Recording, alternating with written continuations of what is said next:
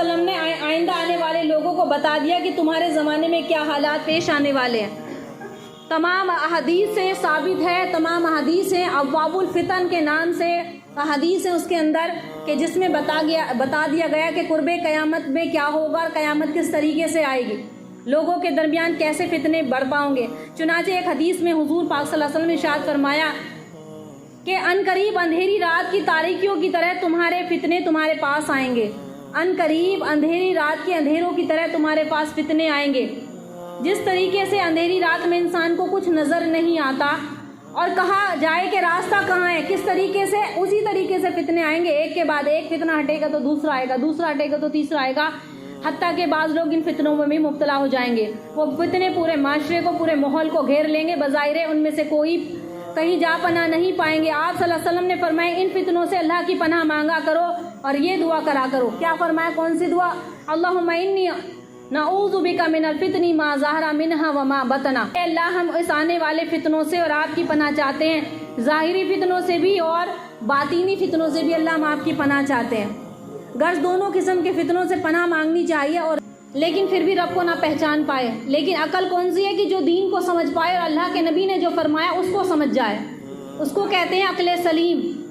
اللہ کے رسول نے ارشاد فرمایا تھا کہ لوگوں پر ایک زمانہ ایسا آئے گا کہ دین پر قائم رہنے والوں کے حالات اس شخص کی طرح ہو جائیں گے جس نے انگارے کو اپنے ہاتھ میں لے رکھا ہے، اور فرمایا کہ دنیا دار کے اعتبار سے سب سے زیادہ، دنیا کے اعتبار سے عزت والا شخص وہ سمجھا جائے گا جو بہت زیادہ کمینہ ہوگا۔ قبیلے اور قوموں کے لیڈر منافق اور ذلیل ترین فاسق لوگ ہوں گے۔ بازاروں میں رئیس فاجروں کی تجارتیں ہوں گی اور ظالم ظلم کریں گے، بڑے بڑے عہد نامے ان کو ملیں گے اور تجارت بہت زیادہ پھیل جائے گی، حتیٰ کہ تجارت میں عورت بھی اپنے شوہر کا ہاتھ بٹائے گی مگر اسے نفع کچھ نہ حاصل ہوگا۔ ناپ تول میں کمی کی جائے گی، لکھنے کا رواج تو بہت ہوگا لیکن تعلیم محض نام کی رہ جائے گی، تعلیم محض دنیا حاصل کرنے کے لیے جائے گی۔ قرآن کو گانے بجانے کے طرز سے سنا جائے گا، فقہ کی قلت ہوگی، علماء کو قتل کیا جائے گا اور ان پر ایسا سخت وقت آئے گا کہ سرخ سونے سے بھی زیادہ وہ موت کو پسند فرمائیں گے، اور امت کے آخری لوگ پہلے لوگوں پر لعن طعن کریں گے۔ امانت دار کو خائن اور خائن کو امانت دار کہلایا جائے گا۔ جو امانت دار ہوگا اس کو خیانت والا سمجھا جائے گا، اور جو بہت زیادہ خیانت کرنے والا وہ سوچے کہ بہت زیادہ عزت دار ہے یہ لوگ۔ جھوٹے کو سچا، سچے کو جھوٹا سمجھا جائے گا، اچھائی کو برائی اور برائی کو اچھائی سمجھائی جائے گی، اجنبی لوگوں سے حسن سلوک کیا جائے گا اور رشتہ داروں کے حقوق کو پامال یعنی کہ توڑا جائے گا، بیوی کی اطاعت اور ماں باپ کی نافرمانی کی جائے گی، مسجدوں میں شور گل ہوں گے، دنیا کی باتیں کی جائیں گی، سلام صرف جان پہچان کا رہ جائے گا، جبکہ حدیث میں آتا ہے السلام افسو سلامہ بینکم، سلام کو آپس میں عام کرو۔ لیکن آج لوگ ہم تو دیکھیں تو سلام کس کو کرتے ہیں؟ جاننے والوں کو کرتے ہیں، انجانوں کو سلام نہیں کرتے۔ تو یہ قیامت کی نشانی ہے۔ طلاقوں کی کثرت ہوگی، نیک لوگ چھپے رہ جائیں گے اور کمینے لوگ ظاہر ہوں گے، لوگ فقر اور ریا کے طور پر اونچی اونچی عمارتیں بنائیں گے، ایک دوسرے کے مقابلہ کریں گے، شراب کا نام نبیذ اور سود کا نام بے اور رشوت کا نام ہدیہ رکھا جائے گا، شرابوں کے نام بدل بدل کر پی جائیں گے کہ شراب نہیں ہے، یہ شراب کا نام نبیذ، بے کا اور سود کا نام تجارت، رشوت کا نام ہدیہ رکھ کے اس کو حلال کیا جائے گا، سود، جوا، گانے بجانے، کثرت، شراب خوری، زنا خوری عام ہو جائے گی، بے حیائی، ناجائز اولاد کثرت سے ہوں گی، دعوت میں کھانے پینے کے علاوہ عورتیں بھی پیش کی جائیں گی، ناگہانی اچانک اموات کثرت سے ہوگی، بہت لوگ جوان موتیں زیادہ ہوں گی، ان کی عورتیں کپڑے پہنی ہوئی ہوں گی لیکن حقیقت میں لباس سے وہ ننگی ہوں گی، ان کے سر بختی اونٹوں کی کوہان کی طرح ان کے سر ہوں گے، لچک لچک کر چلیں گی اور لوگوں کو اپنی طرف مائل کریں گی، نہ تو یہ جنت میں جائیں گی اور نہ ہی جنت میں کی خوشبو بھی پا سکیں گی۔ مومن آدمی لوگوں کے نزدیک باندی سے بھی زیادہ ذلیل سمجھا جائے گا۔ آج کی تاریخ میں دیکھو، جو سچا انسان ہے، نمازی، پرہیزگار ہے، دیندار ہے، وہ کچھ لوگوں کی نظر میں بہت ذلیل سمجھا جاتا ہے،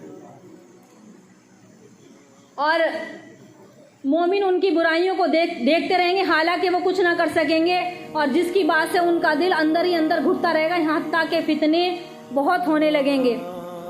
اس کے علاوہ بہت ساری علامتیں اور بتائی گئی۔ اللہ کے نبی صلی اللہ علیہ وسلم نے ایسے دور میں یہ پیشن گوئیاں کی تھی جس کا تصور اس وقت تو مشکل تھا، لیکن آج سب ہمارے سامنے ظاہر ہے۔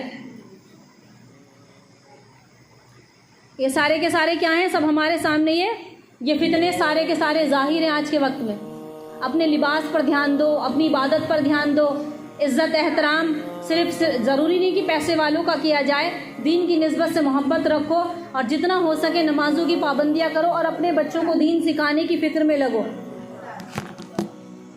اگر دین کو تھوڑا بہت بھی بچوں کے اندر رہے گا تو آگے نسلوں میں چلے گا۔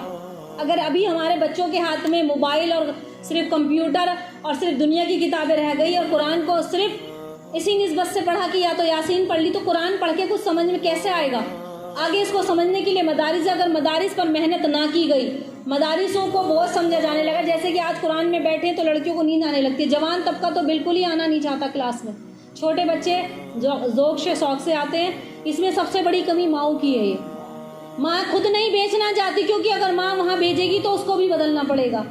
جہاں حرام کھانے کی عادت ہو جاتی ہے وہ اللہ سمجھ میں نہیں آتا، جہاں حرام کھانے کی عادت ہو جاتی ہے، ناچ گانوں کی عادت ہو جاتی ہے، گھومنے پھرنے کی عادت ہوتی ہے، وہاں اللہ کا قرآن کیسے سمجھ میں آئے گا؟